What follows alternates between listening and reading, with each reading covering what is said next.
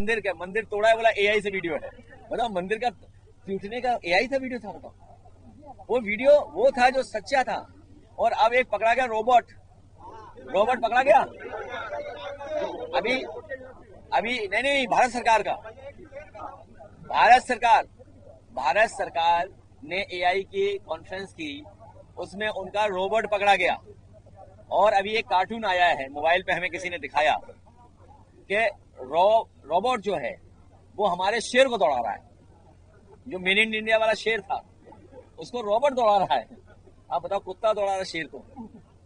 और क्या हुआ, मेड इन इंडिया का वो जंग खा गया क्या? और देखिए अमेरिका के राष्ट्रपति ने क्या कहा कि 11 हवाई जहाज गिरे हैं, सोचिए। अब बताओ, अभी तक डील में ढील दी थी, और जब से राष्ट्रपति ने कहा है अमेरिका के कि 11 गिर गए हवाई जहाज, इनका मुंह भी सील हो गया। कोई बीजेपी वाला जवाब नहीं दे पाएगा। ये राष्ट्रभक्त लोग हैं जिन्होंने वंदे मातरम नहीं गाया। इनके जो अनरजिस्टर्ड संगी साथी हैं, उन्होंने कभी वंदे मातरम नहीं गाया, आजादी से पहले और आजादी के बाद। और बाबा साहब का भी नाम नहीं लेते थे, अब बाबा साहब का भी नाम लेने लगे। जब इनकी पार्टी की स्थापना हुई थी, तब इन्होंने जयप्रकाश नारायण जी को अपने मंच पे लेके आए थे। और आपको बहुत ताज्जुब होगा। आप लोग गूगल करना, चैट जीपीटी से देखना, इतिहास की किताबें पलटना। बीजेपी का जब पहला अधिवेशन हुआ था, जिसमें बीजेपी का गठन हुआ था, उसमें पाकिस्तान के पहले राष्ट्रपति जो रहे, उनके ही रिश्तेदारों ने सबसे ज्यादा चंदा दिया था। और ये अगर बात गलत है तो एफआईआर दर्ज कराओ। फतेहपुर में तो बहुत एफआईआर दर्ज होती है। फतेहपुर में पुलिस का इंतजाम ही नहीं किया। बताओ, इस कार्यक्रम में बताइए, एक कार्यक्रम में मैंने पुलिस नहीं देखी। ये पहला जिला है जहां पर हमारे कार्यक्रम में पुलिस नहीं है। कितनी पुलिस लगाई बताओ? कितनी पुलिस लगाई तुमने? धक्का खाते रहे हम लोग। कितनी पुलिस लगाते हो? सब पुलिस कमीशन ले रही है। हथेली गरम, पुलिस नरम। बताओ, हमें भी हथेली गरम करनी पड़ेगी अपनी सिक्योरिटी के लिए। बताओ, अगली बार कर देंगे गरम हथेली। बस तुम्हारे कप्तान साहब बता दें कितने में हथेली गरम होगी। बताओ, ये व्यवहार इनका, ये समझ लो जाने वाली है सरकार। हाजी रजा को भेजा जेल इन्होंने, मुस्लिम से मुकदमा करवाया, मोहम्मद आजम खान साहब को जेल भिजवाया, मुस्लिम भाई लोगों से दबाव बनाया, दीपक यादव को जेल भेजा, वो भी यादव से मुकदमा लिखवाया, और इरफान सोलंकी, उसमें भी मुस्लिम से भरवाया। ये कोचिंग करा रहे हैं, हमारा ट्यूशन करा रहे हैं। ये पुलिस और बीजेपी ने ट्यूशन करा दिया हम लोगों को 10 साल। फ्री में ट्यूशन हो गया, हमारी पढ़ाई फ्री में पढ़ाई कराई है इन्होंने। मैं बीजेपी का धन्यवाद देता हूँ कि बीजेपी के लोगों ने फ्री कराई। और यहाँ पर जो जमीन का मसला हुआ, उनके घर में जा रहा हूँ आज। बताओ, इतने पुराना परिवार, गला काट दिया किसी ने, गला काट के हत्या कर दी। बताओ, इसमें बीजेपी के लोग शामिल हैं। और मैं उस परिवार को, फतेहपुर के लोगों को भरोसा दिलाता हूँ, जब भी समाजवादी सरकार बनेगी, जांच होगी और छोटे अधिकारियों पर कार्रवाई नहीं होगी। बड़े अधिकारी जो साजिश में शामिल हैं, उनके खिलाफ कार्रवाई करने का काम कानून से किया जाएगा। अरे ये कोई बड़ा काम है? अब जा रहे हैं जापान वनस्पति को ढूंढने के लिए। अभी तक तो हम ही लोग जानते थे वनस्पति के बारे में, अब तो विश्व विख्यात हो जाएंगे हमारे मुख्यमंत्री जी वनस्पति के लिए, विश्व विख्यात हो जाएंगे। अच्छा, डेली गांजा पकड़ा जाता है। अब भाई वनस्पति समझ नहीं पा रहे हो, तो डेली गांजा पकड़ा जा रहा है, कभी 1 करोड़ का, कभी 17 करोड़ का। सवाल ही नहीं गांजा पकड़ा जा रहा है, सवाल ये गांजा जा कहां रहा था। देखिए, सब जानते हैं।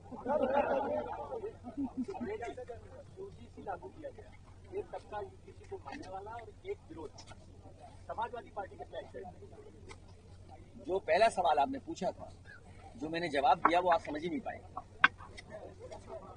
मैंने ये कहा कि नौजवान जो नौकरी रोजगार के लिए और तमाम अवसर के लिए एक न हो जाए, उसको डिवाइड कर दें। ये बहुत बड़ी प्लानिंग के साथ डिवाइड कर दिया कि यूनिवर्सिटी कैंपस में नौजवान अपनी नौकरी के नाम पर, रोजगार के नाम पर एक न हो जाए। इसलिए जानबूझ करके लेके आए और पीडीए से घबरा करके लेके आए हैं।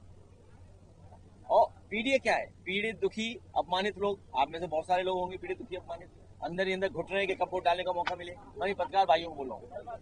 और पिछड़े दलित, आदिवासी और मुसलमान भाई, उनके साथ जो भेदभाव हुआ है सरकार में, 1,82,000 मान लीजिए इन्होंने नौकरी दी, हमारे सबका आरक्षण कम से कम 50,000 छीन लिया इन्होंने।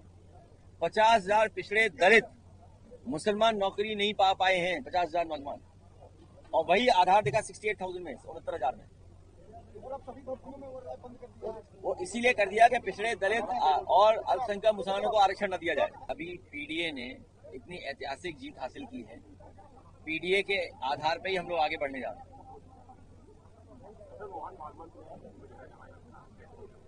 वो यूपी नहीं छोड़ पाएंगे, क्योंकि यूपी छोड़ दिया इन लोगों ने, तो ये छूट जाएंगे सब। यूपी छूटने का मतलब जानते हो क्या है? सब गद्दियां छूट जाएंगी। 27 में अभी तक का रिकॉर्ड जीत होने जा रही है, रिकॉर्ड जीत। अभी तक की रिकॉर्ड जीत होने जा रही है। और ये जितने हमारे समर्थक हैं, जितने हमारे सहयोगी साथी हैं और जितने भी शुभचिंतक हैं, वो सब कह रहे हैं कि केवल पीडीए का समीकरण बना दो और सरकार आपकी बन जाएगी।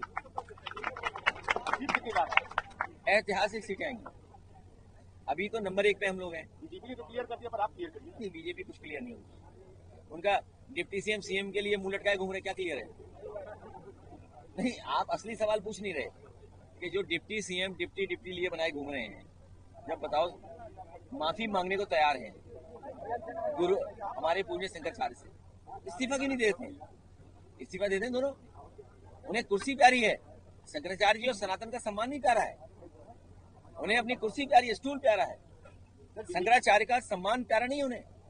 बीजेपी में इन दिनों एक दुर्गा ये चल रही है कि मुख्यमंत्री जी अपनी अलग पार्टी बनाकर के चुनाव लड़ने के प्रयास। अब उन पर खूब पैसा है तो जो चाहे सो करें। पैसा तो बहुत कम बना लिया उन्होंने, सुनने में आया पैसा बहुत बना लिया है, तो अब उनकी मर्जी, पार्टी बना के लड़ना चाहे तो पार्टी बना के लड़े।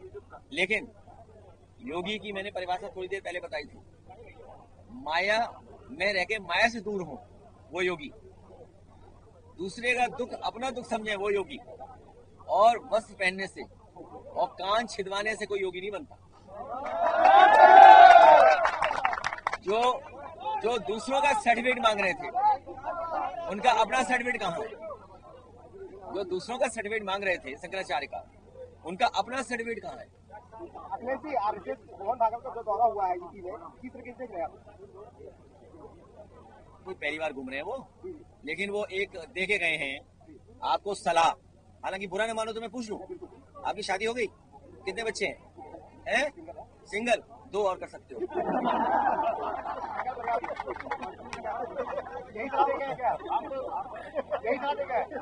क्यों, तुमने नहीं पढ़ा? तुमने नहीं पढ़ा? अरे तुम कौन अखबार के हो? कौन अखबार है? आज तक। एक मिनट, ये हमारे आज तक के पत्रकार कल तक की खबर ही नहीं जानते। कल क्या हुआ, परसों क्या हुआ? उन्होंने कुछ सुझाव दिया था, तुम अपने चैनल पे भी नहीं चलाते। तो अच्छा ये बताइए, अच्छा ये मैं कुछ गलत कह दूं तो चलो एक बार को जानबूझ के गलत कह दूं, मैं गलत कहूं जानबूझ के कि भाई वो सुझाव दे के गए हैं कि 3 बच्चे कर सकते हैं, उन्हें चिढ़ कांग्रेस से है। या उस जमाने में उस समय जो एक प्रचार होता था, हम दो हमारे दो, तो उन्हें लगा कि 2 ऊपर उनके 2 उद्योगपति, उसका नारा बदले हम, तो उन्होंने कहा कि हमारे 3 हो सकते हैं। ठीक है, अगर हम एक बार को ये मान जाए, भूल जाए कि जो गलती उन्होंने की थी,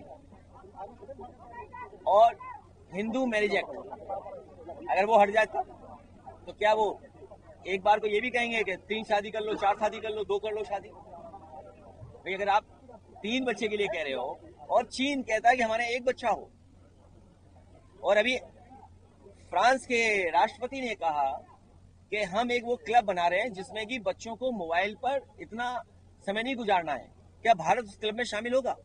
तो मेरे कहने का मतलब है कि अनरजिस्टर्ड संगीत साथियों की जो ये ऑर्गेनाइजेशन है, अच्छी बातें इन्हें समझ में नहीं आती। भाई 3 बच्चे क्यों होने, क्यों करने 3 बच्चे? बताओ आप, आपके तो एक ही है, एक में नहीं खुश हो क्या?